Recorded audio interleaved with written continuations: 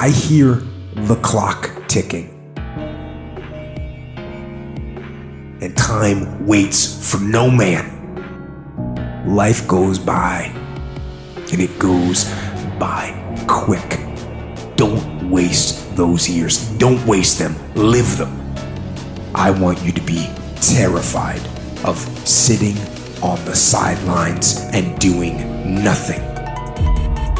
Waking up in 6 days or 6 weeks or 6 years or 60 years and being no closer to your goal. You've made no progress. That is the nightmare. That is what you really need to be afraid of, being stagnant. So, get up and go.